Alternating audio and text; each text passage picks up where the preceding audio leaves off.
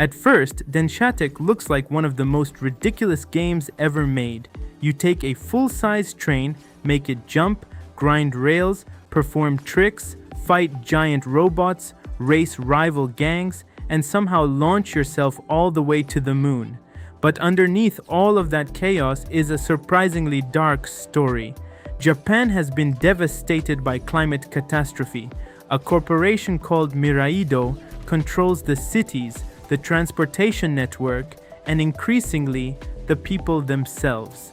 The outsiders are pushed away. Individuality is treated like a threat.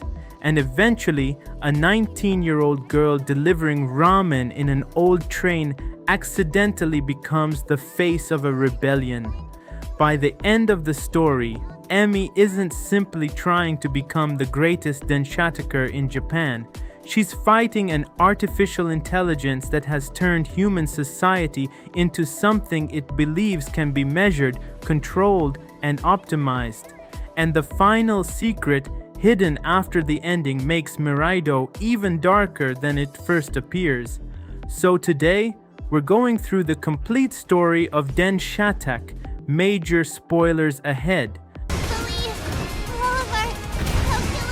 Denshattack takes place in a future Japan transformed by climate disaster.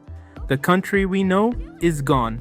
Much of the surviving population has been concentrated inside enormous domed cities. These cities are controlled by Miraido, a powerful mega corporation that presents itself as the force keeping civilization alive. Miraido controls infrastructure, it controls transportation, and most importantly, it controls VACTRAIN, an incredibly advanced high-speed rail system connecting the cities. Life inside the domes appears safe and organized, but outside them is a completely different Japan. People who don't fit into Miraido's system survive among abandoned railways, forgotten towns, ruined infrastructure, and communities that have effectively been left behind. And this is where we meet Emi Araki. Emi is 19 years old and lives in Beppu in Oita Prefecture. She's energetic, stubborn, slightly shy, and completely obsessed with trains. But she isn't a revolutionary. She isn't trying to overthrow a corporation. At the beginning of the story, Emi is simply trying to work.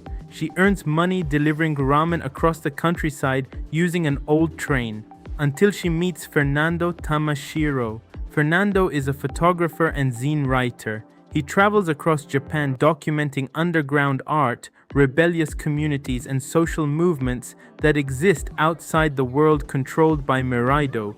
And lately, Fernando has become fascinated with something called Denshattack.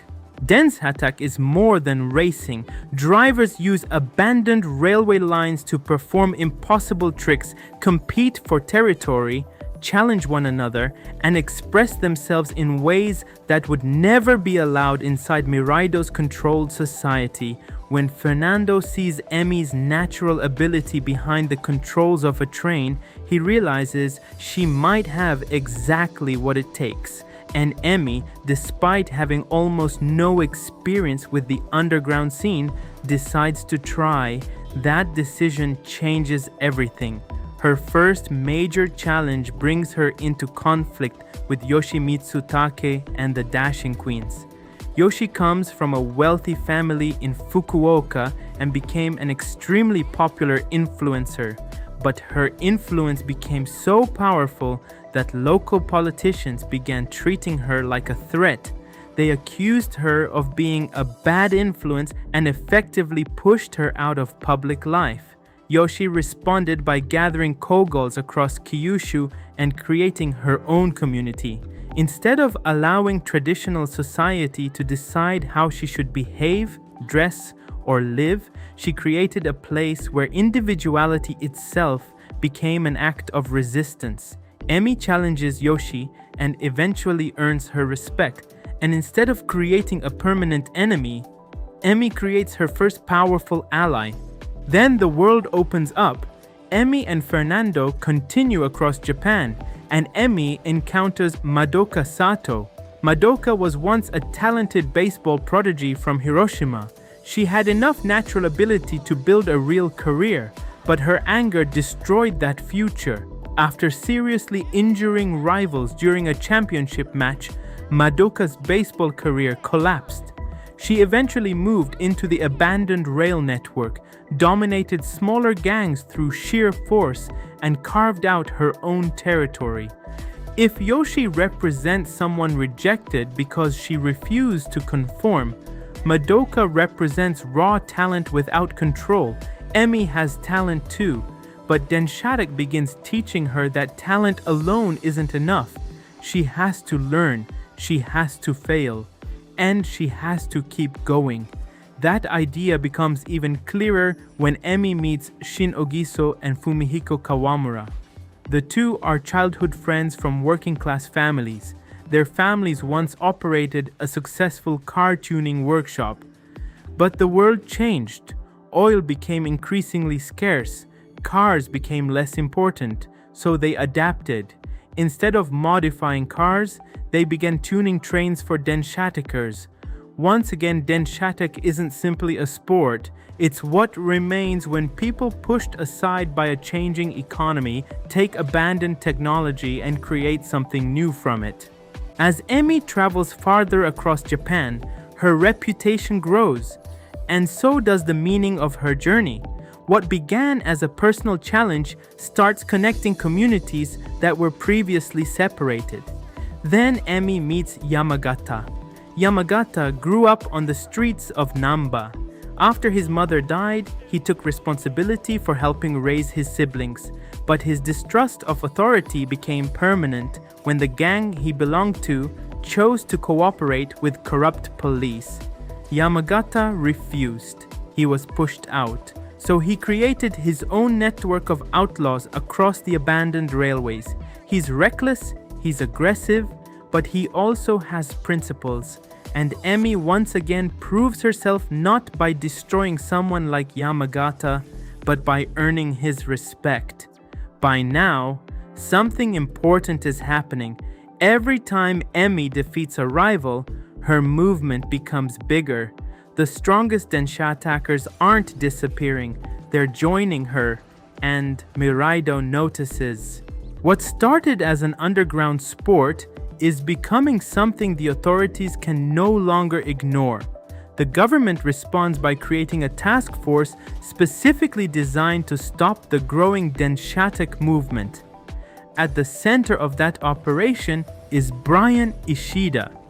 Unlike Emi's previous opponents, Brian represents the system directly.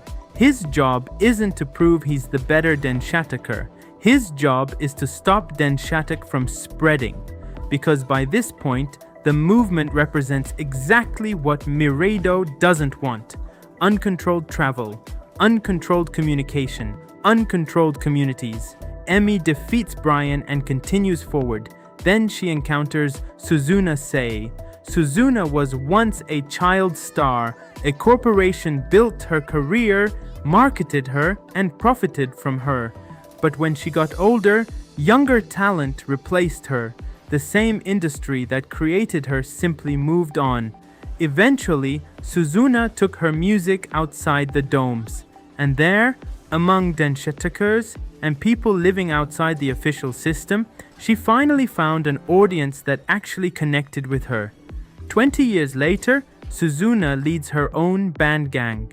Even in a world controlled by technology and efficiency, people are still desperate for something genuine. Music, identity, community, something that can't be optimized by an algorithm. Emi continues toward one of the most dangerous forces standing between her and Miraido, Shihori Yoneda. Shihori is the heir to the Yoneda Yakuza family. Her family uses Denshattack to maintain control over crime outside the domes, giving them valuable influence with the government. Unlike many of Emi's previous rivals, Shihori has a direct interest in preserving the existing order. She has power because of it, and she has no reason to let Emi destroy it, but Emi defeats her, and even Shihori is forced to respect what Emi has accomplished. At this point, Emi is no longer the inexperienced ramen delivery driver Fernando met at the beginning. She has crossed Japan, she has defeated some of the greatest Denshattackers alive, and almost every community she encountered now understands that their problems are connected to something larger, Miraido. Then comes Emi's original dream, VACTRAIN, the fastest train in existence. VACTRAIN represents everything Miraido wants people to believe about its system. Fast, perfect, advanced, controlled, untouchable. For Emi, beating it isn't simply another race anymore. It's proof that the world outside Miraido can create something the corporation cannot control. Waiting with VACTRAIN is Molty, Miraido's robotic mole mascot. At first, Molty seems almost absurd, a cute corporate character representing a massive transportation empire. But behind that mascot is something much more dangerous. Emi challenges VACTRAIN, and she wins. The supposedly unbeatable symbol of Miraido is defeated by a girl who began the story delivering ramen in an old train.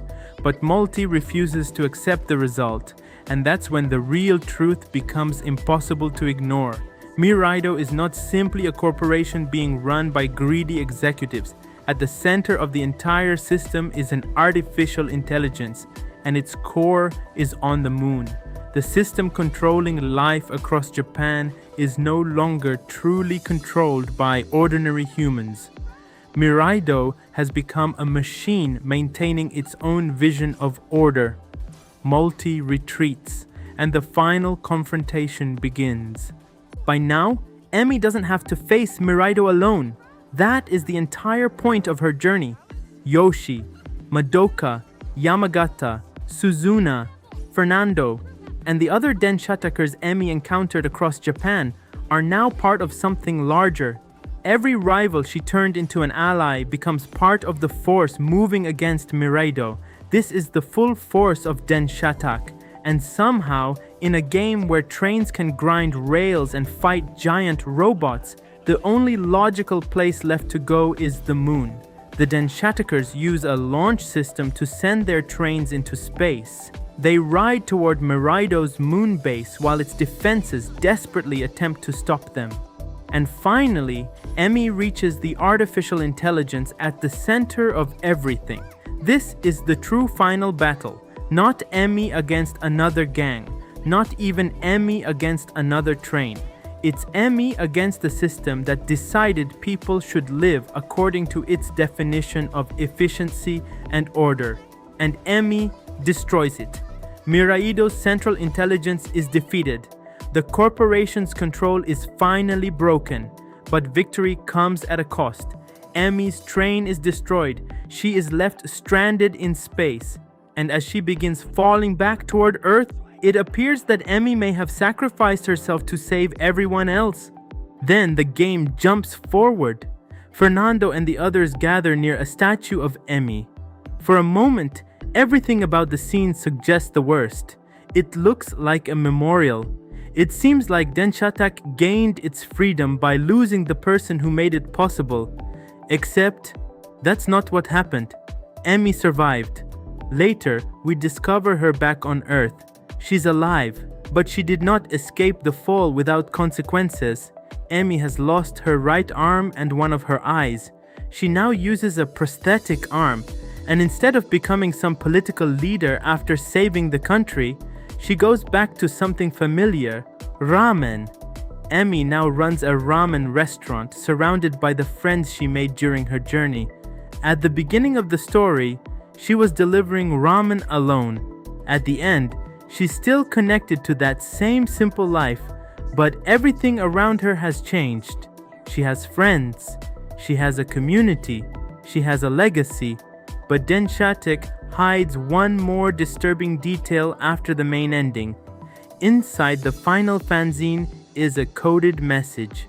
Players discovered that part of the text can be decoded from hexadecimal and then reversed, Because this message was decoded by the community rather than presented normally in the story, it should be treated as hidden lore rather than straightforward dialogue, but what it appears to reveal is terrifying. The decoded instructions reference removing human rights limitations. They describe a human-to-resource program. They discuss deliberately keeping happiness slightly below a threshold to maximize productivity. They recommend increasing fear, and finally, they order the destruction of Denshattack. If that interpretation is correct, it explains why Miraido saw people like Emi as such a dangerous threat. Denshattack was never dangerous because people were doing stupid tricks with trains. It was dangerous because it created something Miraido couldn't fully measure. People choosing their own identities, people moving freely, people forming communities without permission. Almost every rival Emi encounters represents someone the official system couldn't properly use. Yoshie became too influential. Madoka destroyed the future expected of her. Shin and Fumihiko watched their industry disappear. Yamagata refused to cooperate with corrupt authority. Suzuna was discarded when she stopped being profitable. And Emi begins as someone completely ordinary, a 19-year-old ramen delivery driver with an old train. Individually, none of them looked powerful enough to challenge Miraido. Together, they became the exact thing Miraido couldn't stop, and by the time Miraido understood what was happening, the rebellion was already big enough to reach the moon. That's the complete story of Denshattack, a game that begins with a girl delivering ramen and somehow ends with her launching a train into space to destroy an artificial intelligence controlling Japan. It is ridiculous. It is completely over the top. But underneath all the chaos, the message is surprisingly simple. A perfectly controlled world isn't necessarily a world worth living in. And sometimes the most dangerous thing you can do against a system built around control is create your own road, or in Emi's case, your own track. Thanks for watching. If you enjoyed this complete story and ending explanation, make sure to leave a like and subscribe to Sokker Gaming for more gaming stories, full game walkthroughs, reviews, guides, and boss fights. And if you want to experience Emi's entire journey for yourself, you can watch my complete Denshattack walkthrough here on the channel. I'll see you in the next one.